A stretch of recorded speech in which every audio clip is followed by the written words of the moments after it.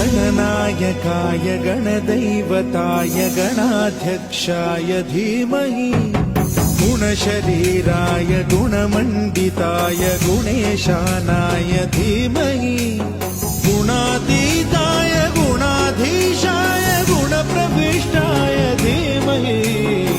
एकदन्ताय वक्रतुण्डाय गौरीतनयाय धीमहि